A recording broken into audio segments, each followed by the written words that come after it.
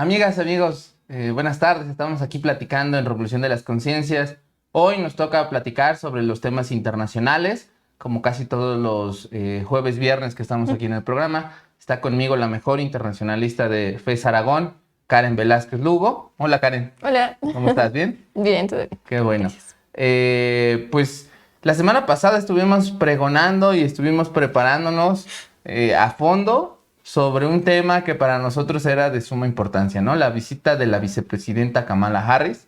Y lo que estábamos platicando ahorita antes de entrar al aire era que, por desgracia, estuvo muy desangelada, muy gris, un poco opaca la visita. Los medios de comunicación no le dieron incluso La importancia de vida, bueno, la el importancia de impacto vida. mediático, ¿no? Vino la vocera del país más importante del mundo, del país con el que tenemos más relación económica, política y social, y vinieron a hablar de un tema que tanto para Andrés como para John Biden son muy importantes.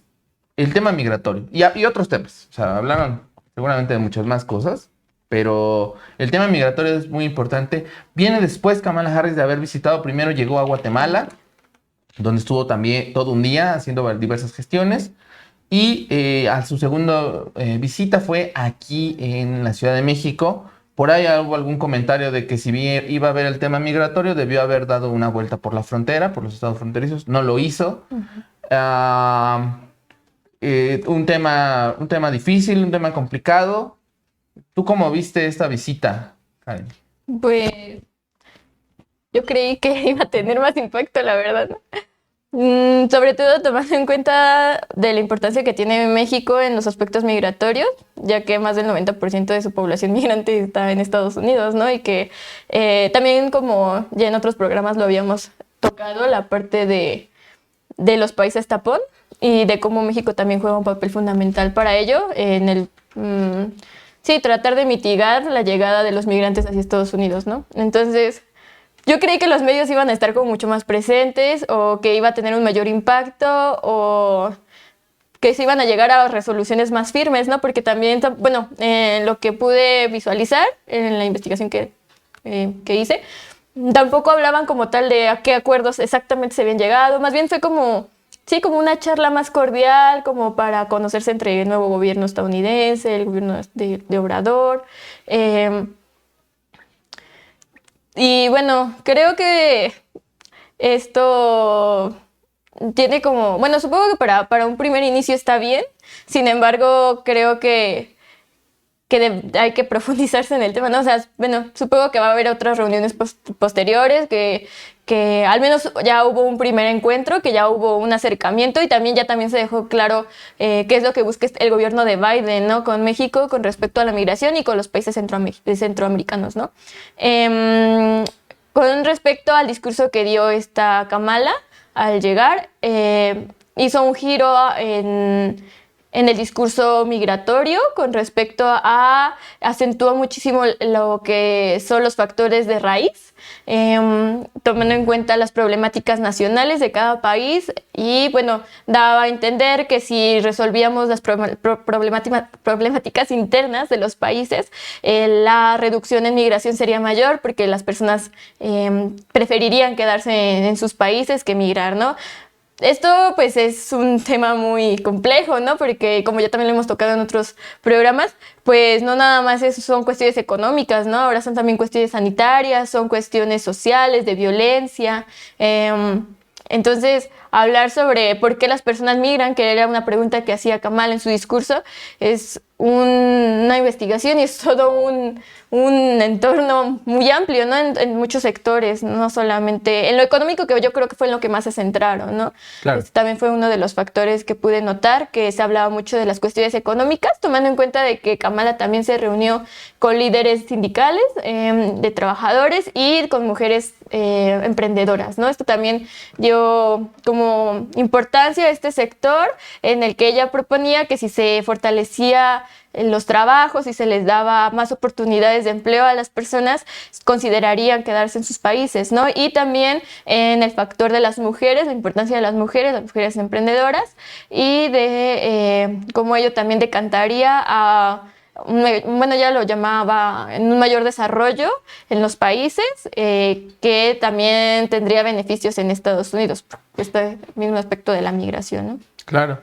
Yo creo que, o sea, temas importantes hubo que tratar. Efectivamente, me parece, se ve en los temas que estuvieron platicando con Kamala Harris sobre esta cuestión de mantener el Tratado de Libre Comercio, sobre la defensa de los derechos de los trabajadores, que Estados Unidos se compromete a dar una aportación económica, no, ahorita no estoy recordando bien, creo que son 130 millones, para que el Tratado de Libre Comercio se implemente de manera correcta en México. Y específicamente en la cuestión de derechos laborales, justicia laboral, porque están buscando una cierta competitividad entre los bloques económicos México, Estados Unidos. Y Canadá. Y Canadá, claro. Sí, tienes toda la razón, hay que minimizarlo ese sentido. También creo que eso es un saldo positivo.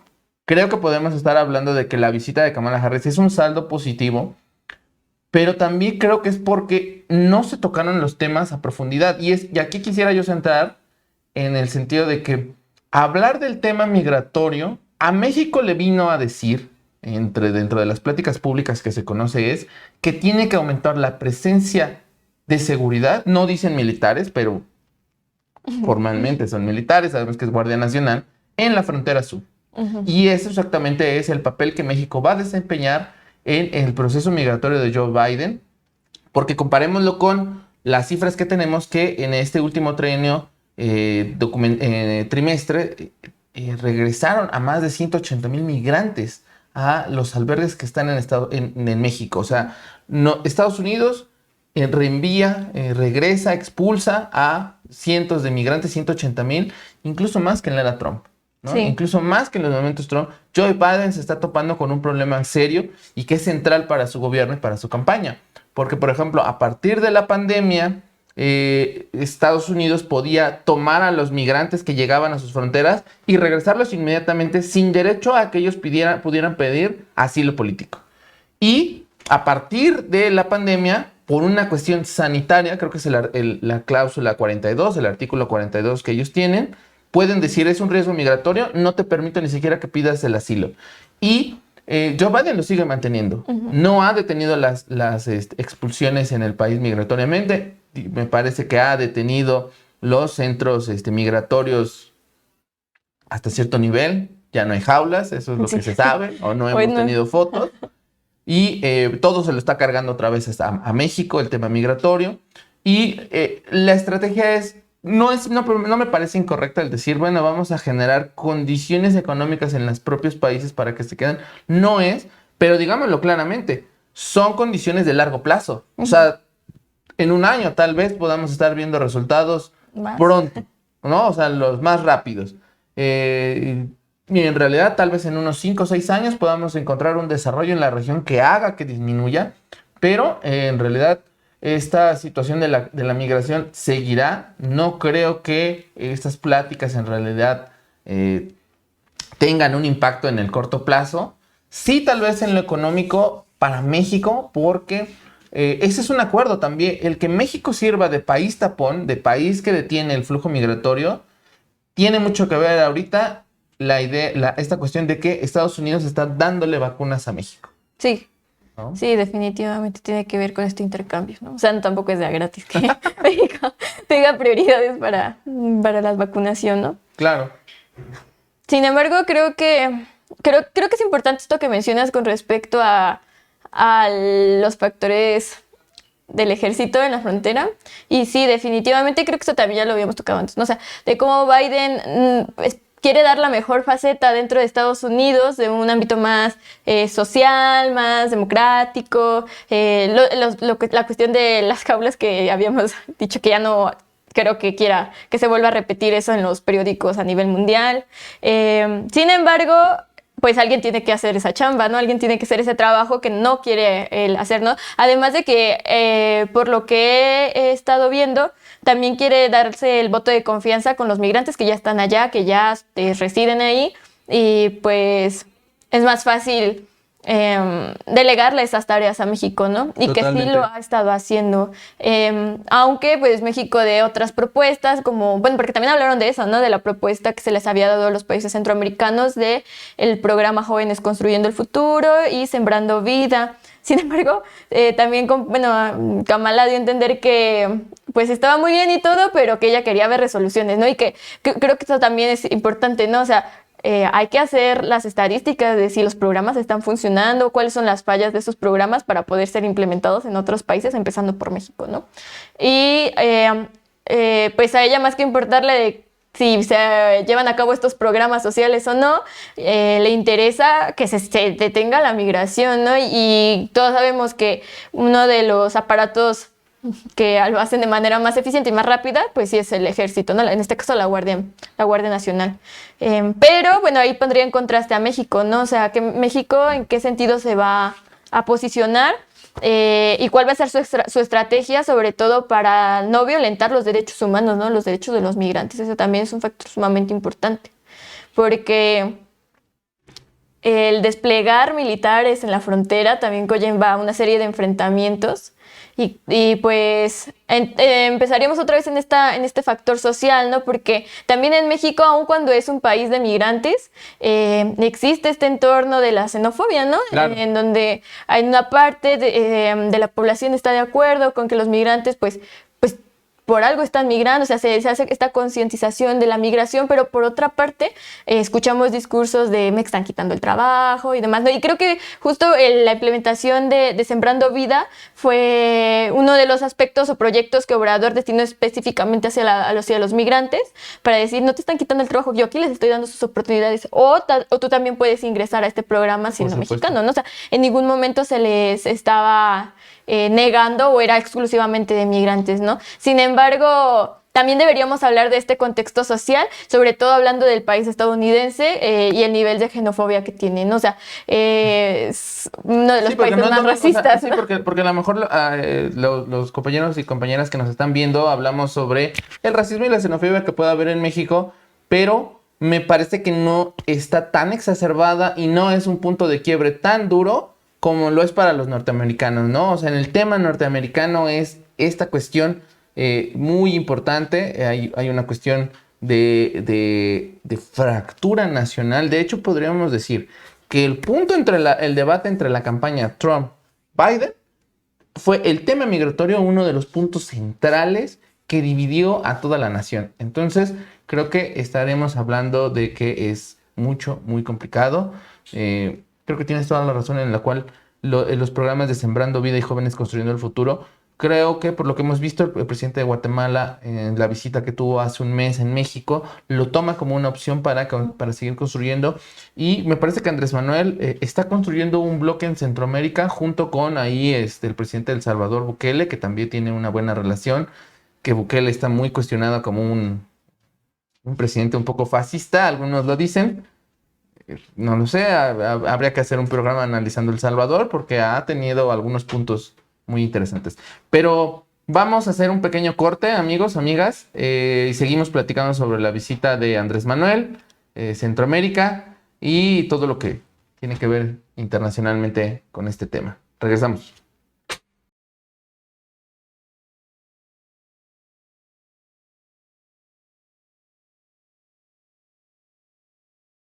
Amigos, amigas, seguimos aquí platicando en Revolución de las Conciencias. Como todos los jueves y viernes estamos platicando el tema internacional. Y ya medio mencionamos que la visita de Kamala Harris estuvo un poco olvidada por los medios de comunicación. Y yo quisiera a lo mejor centrarnos en la conversación ahorita, Karen, en que por desgracia los medios de comunicación se centraron más en un error de sintaxis del presidente que no me acuerdo qué nombre dice Kamala, Kumbala, no sé, hay unos memes muy interesantes, pero por desgracia la opinión pública se centró en eso, no se centró en la cuestión económica y en la cuestión política, geopolítica que está construyendo Biden, México y Andrés con Centroamérica para construir todo un bloque económico migratorio.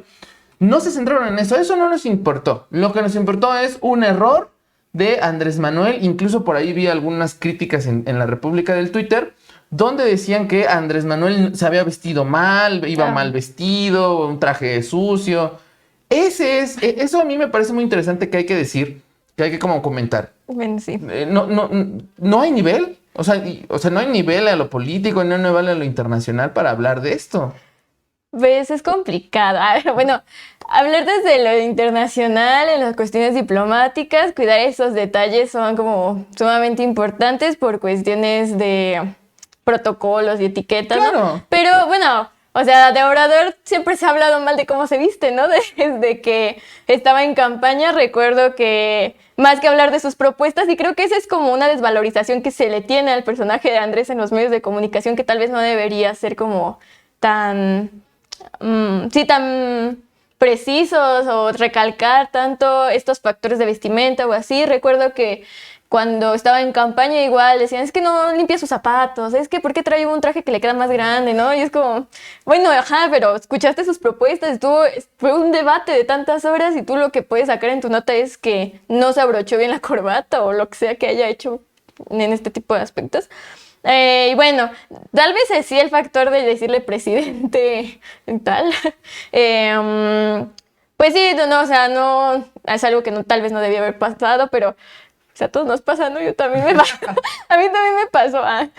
Y pues creo que más bien es como el pensar o el que Andrés siga siendo esta figura en las notas. Si te das cuenta, o sea, el punto central es Andrés. ¿Qué hizo bien o qué no hizo bien? Andrés Manuel.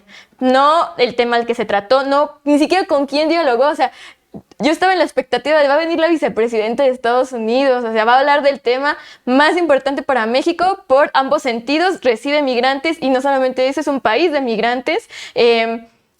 Y que las notas sea que se equivocó, que no se vistió bien, que no sé qué, o sea, deja muy corta la crítica y la reflexión a este tema que es de los pilares en la política exterior de México y en las relaciones México-Estados Unidos de manera histórica, ¿no? Sobre todo entendiendo que hay un cambio de gobierno, entendiendo que hay otros mecanismos para la migración y sobre todo entender cuál va a ser el papel de México en este nuevo gobierno estadounidense, ¿no? Yo te tendría, ¿hay un nuevo papel? O sea, ¿México está teniendo un nuevo papel en esta relación? O sea, ¿hemos cambiado como actor en la relación México-Estados Unidos? Se ha acentuado, ¿no? En lo que hemos estado hablando en el bloque anterior, en el despliegue de la Guardia Nacional, en la estrategia de buscar programas sociales para países centroamericanos, en que México también, pero esto es meramente del sexenio de Obrador, ¿no? O sea, ha tenido un acercamiento muchísimo mayor a otros sexenios en la región latinoamericana, pero específicamente hablando de Centroamérica. Y bueno, esto también se tiene que reflejar ahora en el gobierno de Biden, ¿no? O sea, cuál va a ser la construcción entre ambos gobiernos, tanto para reducir las migraciones como para la relación que tiene México con sus migrantes, porque este también es un tema muy importante. O sea, no porque vivan en Estados Unidos significa que dejan de formar parte de México, ¿no? Por supuesto. Y al mismo tiempo, ¿qué mecanismos va a utilizar México para pues yo recalcaría esto, ¿no? Para no violentar los derechos de los migrantes, ¿no? Teniendo en cuenta que dentro de los discursos del sexenio de Obrador, bueno, que Obrador maneja, es que lo que busca es un país más justo, ¿no? Un país con derechos. Bueno, pues los migrantes también merecen tener derechos, ¿no? Y que se les repliegue la Guardia Nacional en la frontera sur, pues no es como, o que se les haga detenciones de manera arbitraria, entre otros factores que también ha jugado México en este papel con respecto a la migración, también son cuestiones de atender, ¿no? Pero que también son meramente del gobierno de Obrador, ¿no? Y no digo que en sexenios pasados no ocurriera, ¿no? Pero creo que también tiene que ver con que se han hecho más populares o se han llevado a cabo de manera más seguida las llamadas caravanas migrantes, ¿no? Que antes era como complicado de ver, sin embargo, en estos últimos años han sido una de las presencias más fuertes, ¿no? Las personas ya migran en caravana, ya es más difícil también las detenciones, porque no son 10, 15, 20 personas, son miles de personas o cientos de personas que van en conjunto para atravesar la frontera, ¿no? Eso también habla de nuevos mecanismos y qué se le está ofreciendo a estos migrantes, ¿no? Ya hablamos de los programas que están ofreciendo Obrador, pero no es lo único, ¿no?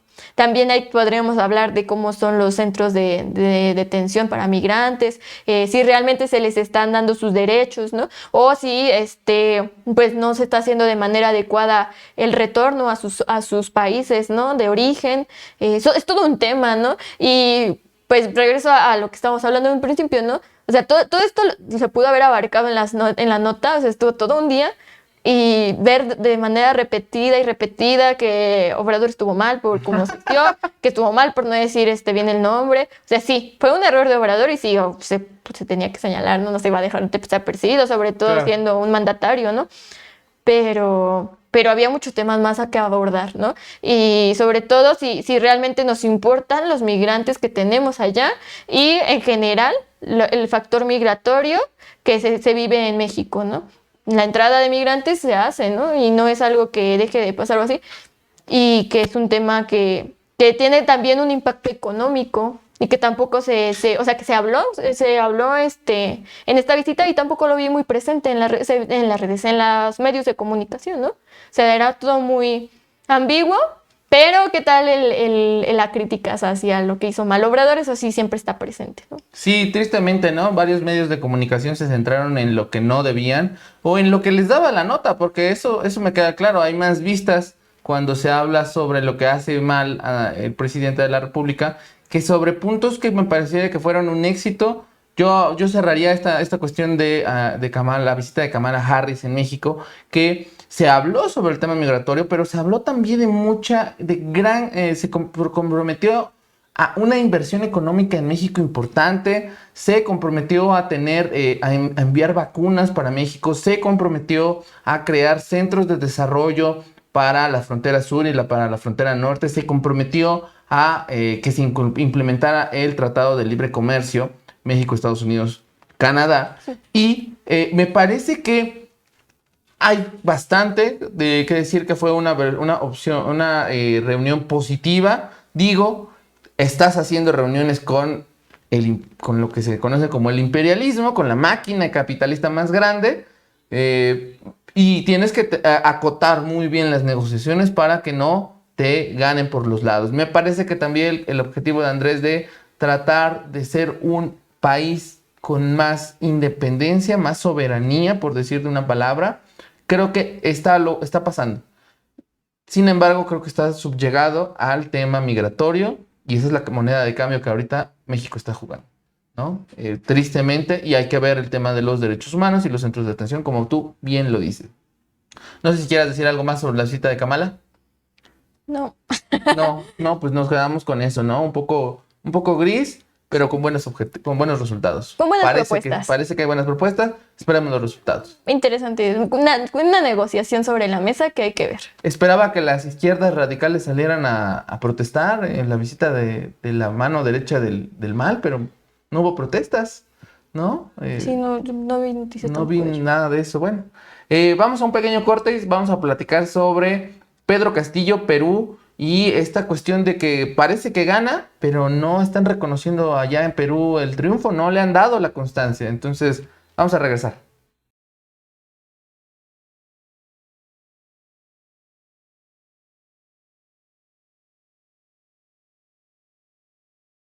Amigas, amigos, ya en la última parte de Revolución de las Conciencias agradecemos a las personas que nos han estado acompañando. Yo ya vi ahí a 2 o 3 compañeros y amigos que nos están compartiendo, les agradecemos mucho. En la última parte del programa vamos a platicar sobre Pedro Castillo, profesor rural que ya fue, que para algunos ya es el presidente electo del Perú, pero para otros y específicamente para el colegio electoral de esa nación, todavía no. A casi una semana de la elección no ha habido un ganador legalmente hablando, Karen.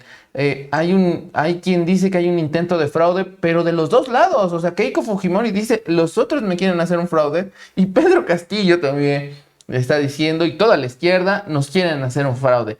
Ya hay por ahí algunos países que lo están reconociendo. ¿Tú cómo ves toda la situación? Se veía venir, bueno, sobre todo por lo cerradas que estaban las elecciones, ¿no? Se dejó muy en claro que estaba súper polarizado las propuestas y que se iba a ver en las votaciones. Y efectivamente, en los resultados, Pedro Castillo gana por por casi nada, ¿no?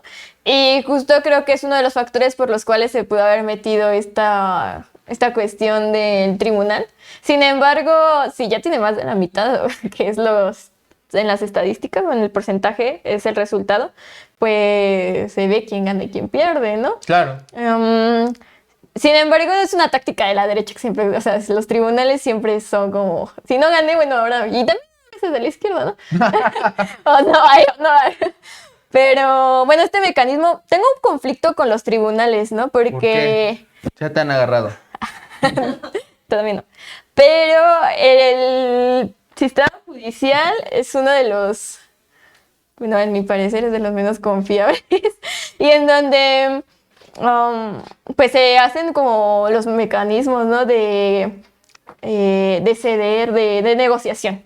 Entonces, hay que esperar qué sucede en los tribunales, hay que ver también el reconocimiento que se le está dando también a Pedro Castillo. Pero... Ya lo reconoció Bolivia, me parece, Argentina y nada más. Bueno, pues es que son los países que les interesa que gane Perú, la izquierda, ¿no? Exacto, pero pues también hay que ver quiénes son los que están. ¿México lo va a reconocer pronto? Espero que no. ¿No? Bueno, no creo. Bueno, es que es lo que hablábamos, ¿no? Con respecto a, si recordamos lo que pasó con Biden, él dijo que hasta que no se aclarara la situación, no iba a reconocer, ¿no? Si era presidente o no. Hablando desde la izquierda, pues yo diría, ay, sí, ¿no? O sea, no voy a negar, ¿no? Andrés Manuel tendría que ya favor, reconocerlo. Pero si hablamos desde cuestiones políticas, desde cuestiones de principios que él mismo dice manejar, pues sería una contradicción muy grande y que estaría en boca de todos, ¿no? Y o sea, poniendo en ¿cómo es entredicho posible, ¿no? toda una acción de política internacional. De política, ajá, claro, ¿no? Sí, y él dice basarse en los principios de política exterior y de los reconocimientos y que no se mete en cuestiones internas. Pues tendríamos que ver. También sería como algo muy tibio porque también es distinto, yo creo, porque las presiones ahí también son distintas, los factores políticos también son distintos. O sea, no es lo mismo la carga política que tiene Keiko Claro. a la que tiene Pedro, ¿no?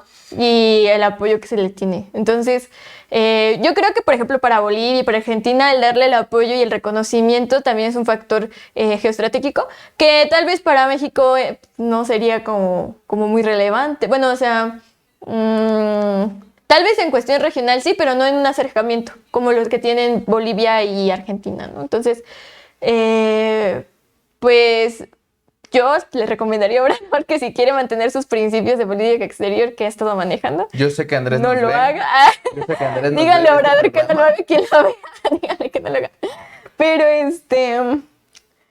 Pero sí, lo hablamos desde la izquierda y así. Y si le quiere ser fiel a sus principios de izquierda, aparte ya habíamos dicho que comparte como muchos aspectos Pedro Castillo y Obrador.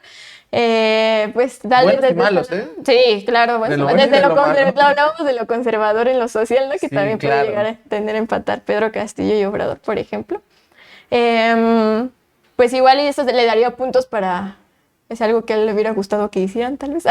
Claro, en su momento. Bueno, pero es que el triunfo de Andrés Manuel en el 18 fue abrumador simplemente. Sí, claro, o sea, no Él creo no que... necesitó en realidad que lo reconocieran. O bueno, sí lo necesitaba, obviamente siempre es bueno, pero era tan grande la diferencia entre el primero y el segundo lugar que los países inmediatamente salieron a reconocer, ¿no? A decir felicidades. Evo le dijo felicidades, hermano Andrés. Como ahora lo hizo con Pedro Castillo, ¿no? Sí, Evo claro. fue de los primeros personajes internacionales que reconoce.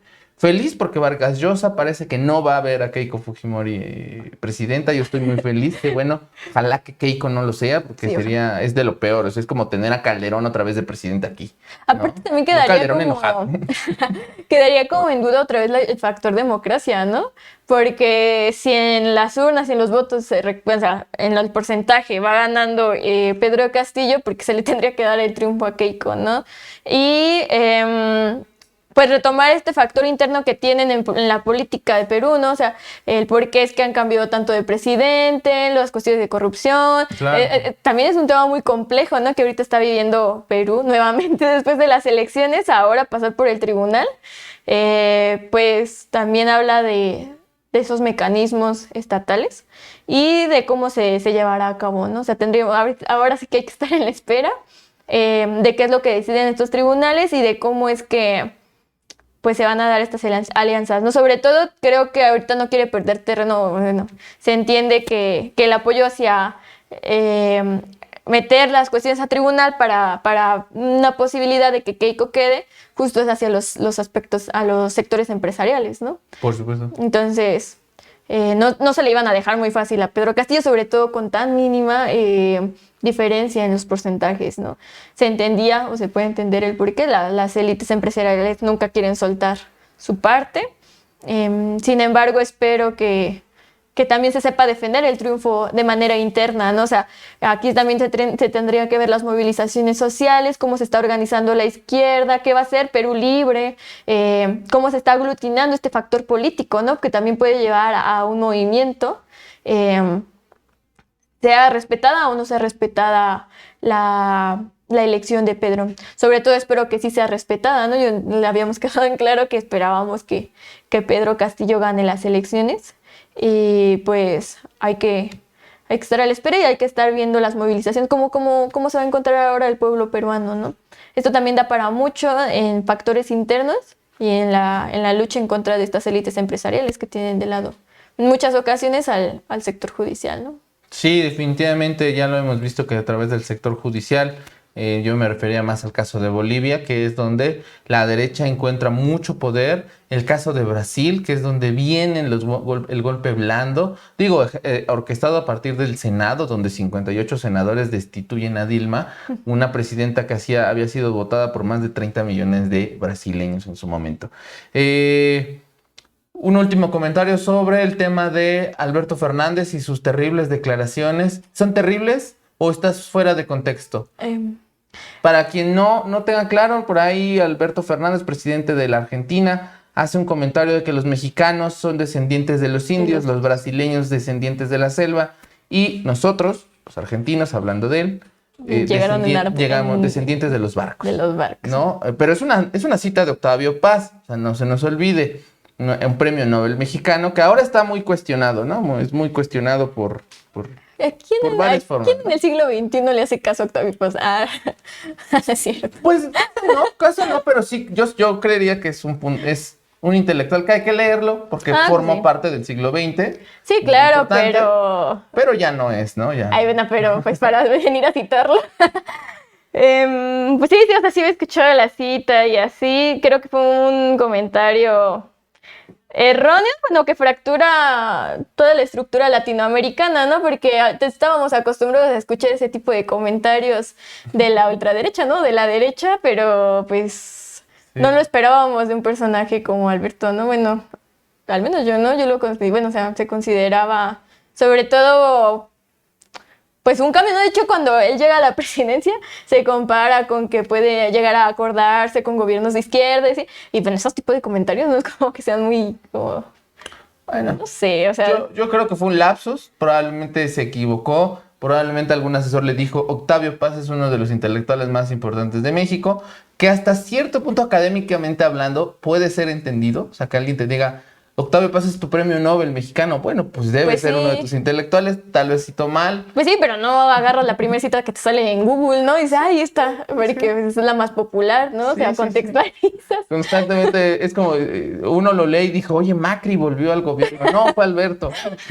¿Quién no fue Bolsonaro? No, fue Alberto. Alberto fue un lapsus. Esperemos que haya sido un lapsus. Yo creo que Alberto sigue siendo un presidente latinoamericano de izquierda. Está posicionado en temas que Andrés no. Sí, claro, o sea. Que Andrés no se ha posicionado.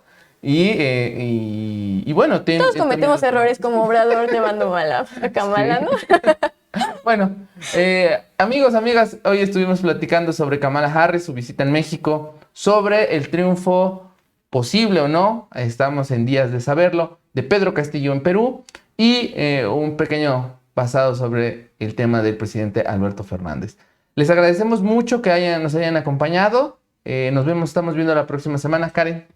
Nos vemos. Nos vemos, hasta luego. Gracias.